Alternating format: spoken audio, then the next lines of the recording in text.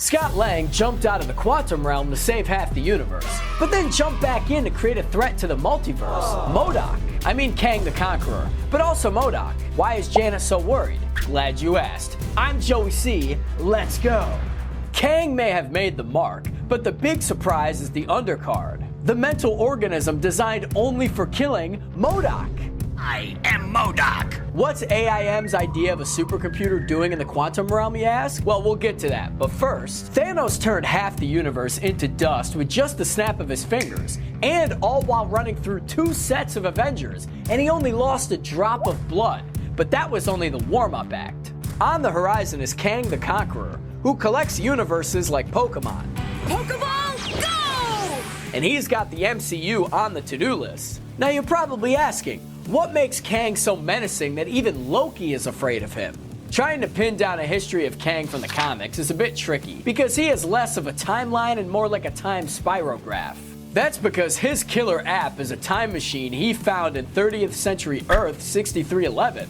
With the time machine giving him infinite save points, he's really made the most of it. Conquering his own reality was just the beginning. He spent time as the Egyptian leader Ramatut before a time-traveling Fantastic Four objected. He was the Scarlet Centurion until the Avengers objected as well. But he really found his stride as plain old Kang, conquering his whole reality before deciding to do the Prestige reset and conquer neighboring realities. Kang himself has no powers, but he does have time on his side, better than anybody else, and that is the best power that you could ever have in all time and realities. Reality can be whatever I want.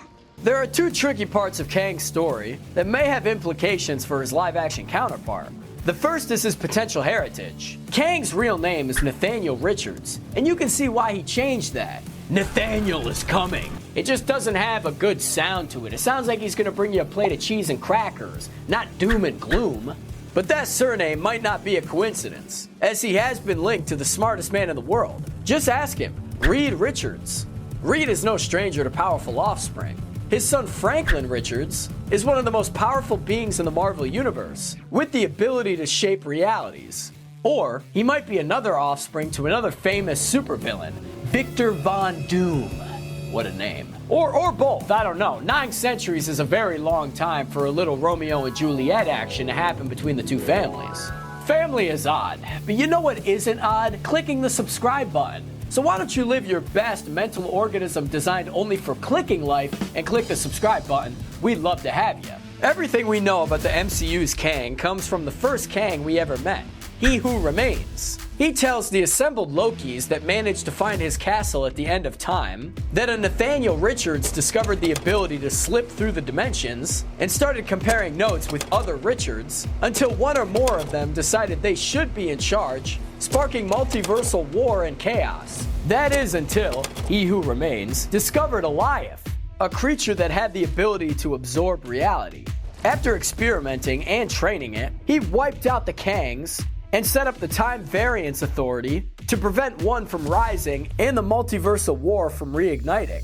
And that is until Sylvie got a little stabby. So far, we've seen the barriers between realities start to weaken. Peter Parker enlisted the help of Doctor Strange in creating a Peter Parker party after his failed attempt at putting his identity genie back in a bottle. Excuse me? Are you looking at me? Then America Chavez showed up on the run from a freshly anointed Scarlet Witch, who, on a good day, was willing to tear the fabric of reality to be with her made-up kids. And she was not having a good day, let me tell you. Stop it! From what we can gather, Kang will meet Marvel's shrinkiest family, but it's possible that Kang was shunted off to the quantum realm to avoid Goliath, but now finds himself stuck there. What could possibly contain a Kang? No, seriously, what could possibly contain a Kang? One possibility is the mental organism designed only for killing M.O.D.O.K. So far, he's been a blink and you'll miss it part of the trailer. A giant head with tiny limbs and lethal weaponry. Like many things in the Marvel Universe, M.O.D.O.K. can be tied to Project Rebirth and the desire to replicate Captain America, but this time through the warped lens of Advanced Idea Mechanics, or AIM. Being essentially a technology cult, they were more than interested in Super Brain than they were with Super Brawn. So they gave lowly technician George a brain booster, and that left him with a head and brain that was way too big for his body, kinda like Sheen in that episode of Jimmy Neutron. Feel the wrath of my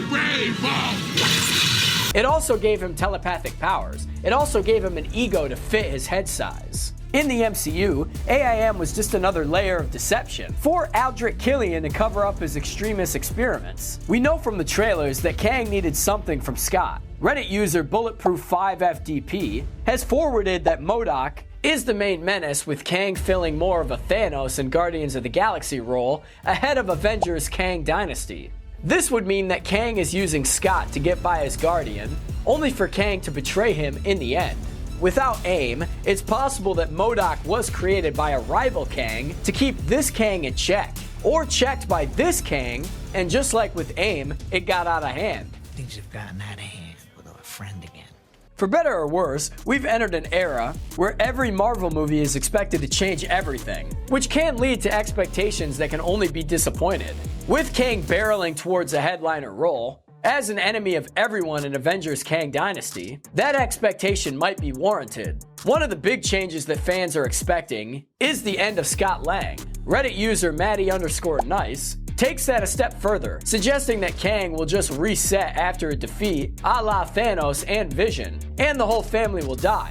Until Kang Dynasty, or Secret Wars at least. Reddit user DiGiornoPimp1665, great name, figures they'll all pop up in a Kang-ruled world. Perhaps the one that Loki popped up in after Sylvie sent him away.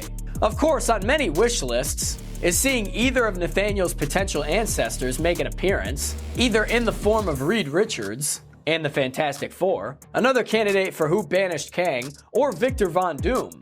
The process of casting has only been just announced for the Fantastic Four movie, with no clear indication whether or not John Krasinski's appearance as Mr. Fantastic was a one-off or not, which makes either character's appearance a long shot. Boy, Kang and M.O.D.O.K always gets me excited. Does it get you excited? Let us know in the comments below, and as always everybody, thank you so much for watching.